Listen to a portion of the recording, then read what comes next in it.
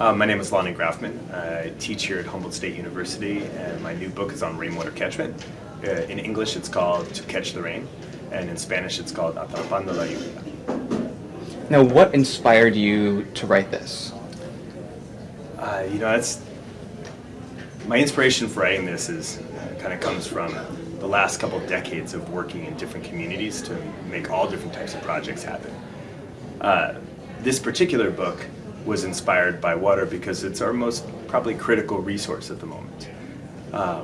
So the book takes stories from different communities I've worked with over the past couple decades about how they were able to catch their own rainwater and meet their own needs using their own resources. But then it also combines kind of the math and science DIY so that other people can do it as well. Now, is rainwater catching, is that something you've done a lot of personally before you started the project?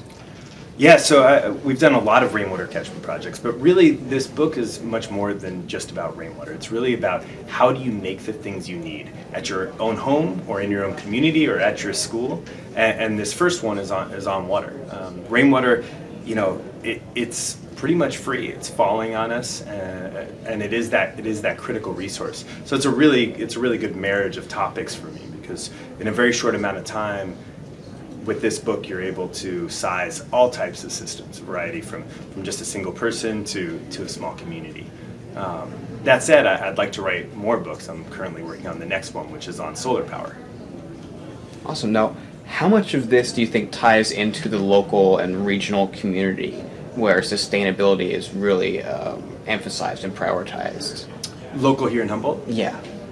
So this project, it definitely ties really well into Humboldt. And in fact, in the book, there's stories from Dominican Republic and from Mexico, but there's also multiple stories from Humboldt, from Arcata and Eureka.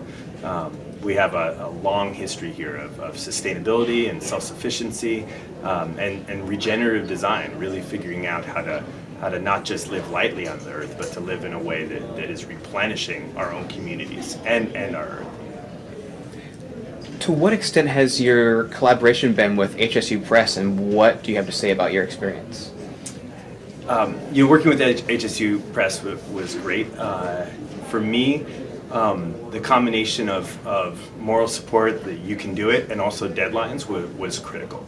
There was also some financial and logistic support that was really useful to the process. I think it would have been another couple of years before I published my own book if it wouldn't have been for going with HSU Press. Who do you think, in your mind, who is the perfect reader of this book? Who needs to read this book? The perfect reader, the perfect reader of this book, you. Really almost anyone I'm talking to. That made it hard to come up with a target audience. I think that probably the best-selling books have one reader in mind, and they write for that one reader. This book is really looking at any community member who's looking to use their resources to improve living conditions in their community.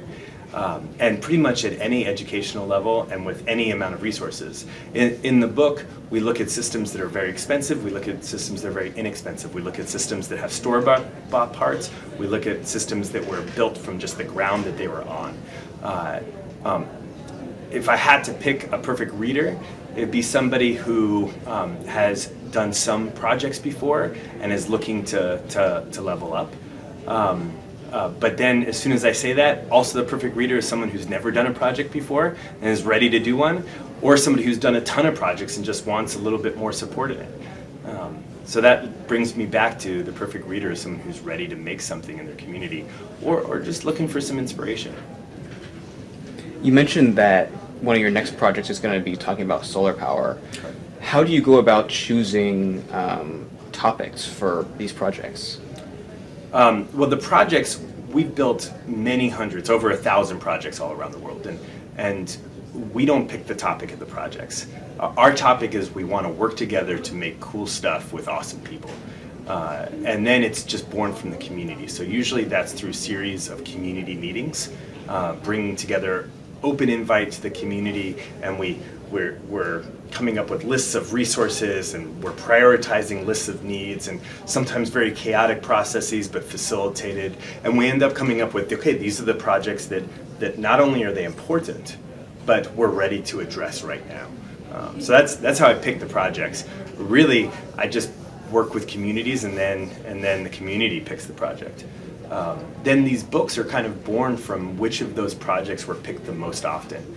So in these over 1,000 projects that we've done over the past long time, there's themes that emerge. And those themes are usually based upon what resources are available, but also, more importantly, what our priorities are.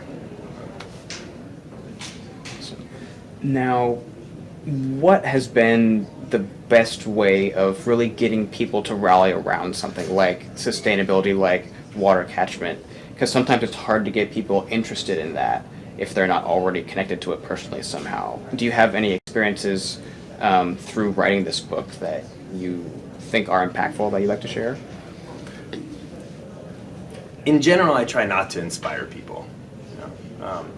I try to work with people who are inspired and just provide a whole bunch more resources. What I've found is that when you have a group of people that are inspired and working together and actually make traction on making something happen, that allows other people that were kind of inspired to become inspired by their peers, by their community members. And then my take is that slowly over time, the more you have inspired community members making actual traction on real projects, the more you'll have other people raising their level of inspiration. That said, I think that in the book, I address different reasons that different community members wanted rainwater catchment. Right? Because it's different in most communities. And sometimes it's about people are dying from waterborne illness. Right? Other times it's that they want their kids to become stewards of the environment in the future. Right? Other times it's that the people didn't trust the local government to be providing safe water. Other times it's that they just didn't have enough water during the summer or during the winter. Right? So we do try to address like the different reasons that somebody would want rainwater. Awesome. Now, where could someone find this book? For anyone watching, what is the title and where can they get their hands on it? It's called To Catch the Rain. And it's available in local bookstores. It's available on Amazon. And it's also available digitally for free online at tocatchtherain.org. Excellent. Now, before we wrap up, is there anything on your mind that you just want to speak about with anything pertaining to the book or your experience writing it? So this book was really exciting for me to write, in part because I got to highlight these communities and these organizations that are just doing fantastic work. And since we've made the book, there's been dozens of projects all around the world that have been made from the book. And I really can't express the level of joy in getting an email that with a photo or a description of a project that was made in the US or Kenya, Haiti, Puerto Rico, India. These projects are just so inspiring, and as a first-time author, I couldn't imagine a more rewarding payback.